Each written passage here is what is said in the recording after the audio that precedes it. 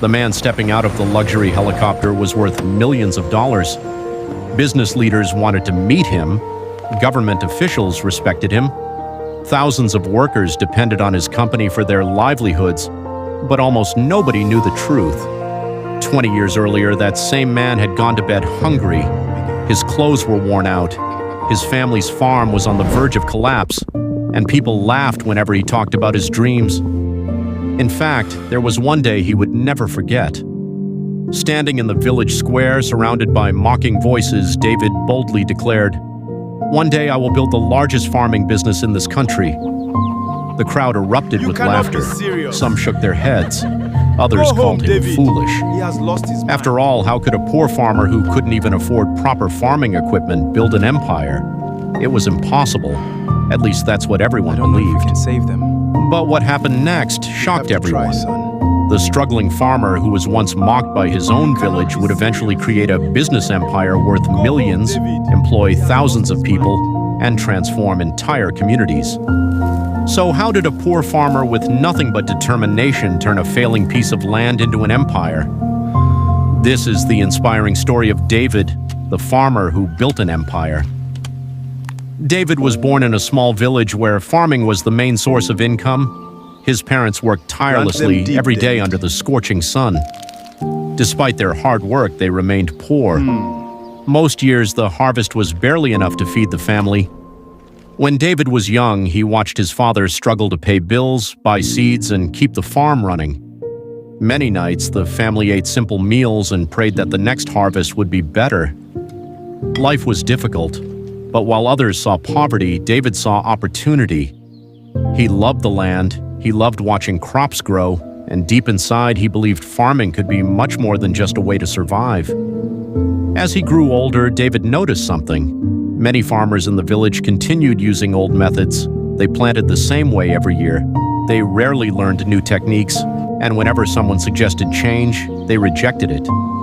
David decided he would be different. Whenever he found a book about farming, he read it.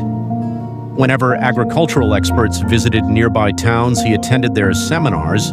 He studied modern farming methods and learned how successful farmers operated in other parts of the country.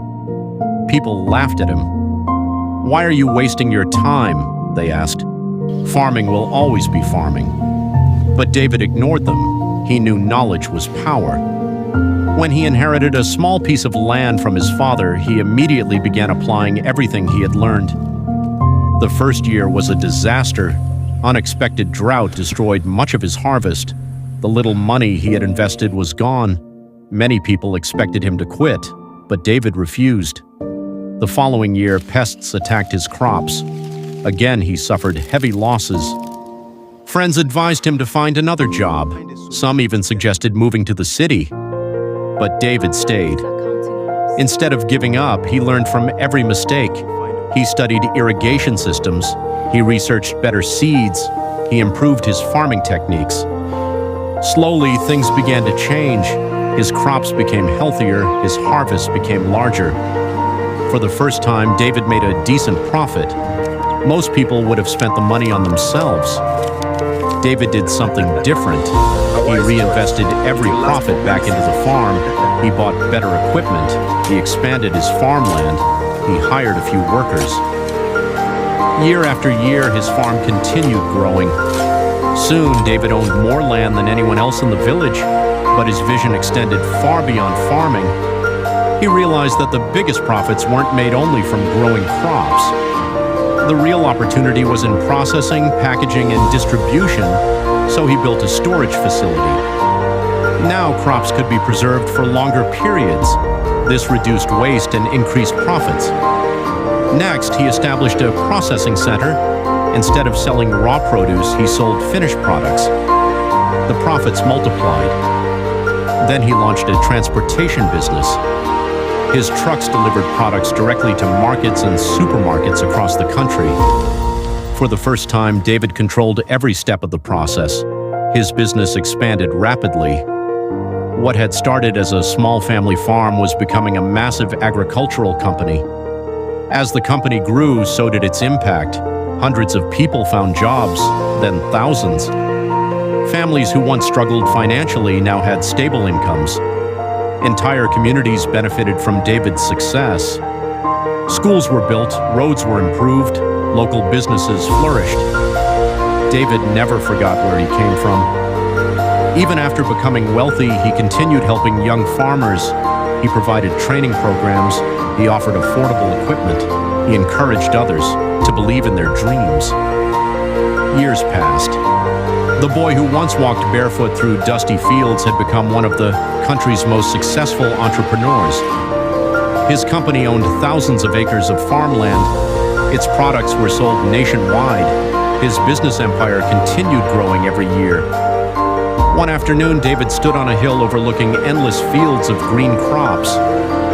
Modern machines moved efficiently across the land. Workers managed operations in every direction.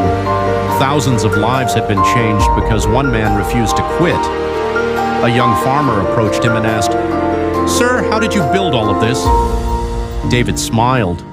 He remembered the years of failure, the laughter, the doubts, the sacrifices.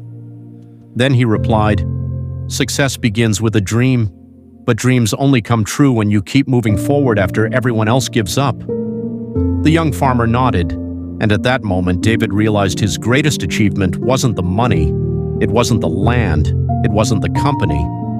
His greatest achievement was proving that no dream is too big for someone willing to work for it. The poor farmer who had once been mocked by his village had built an empire, and his story would inspire generations to come.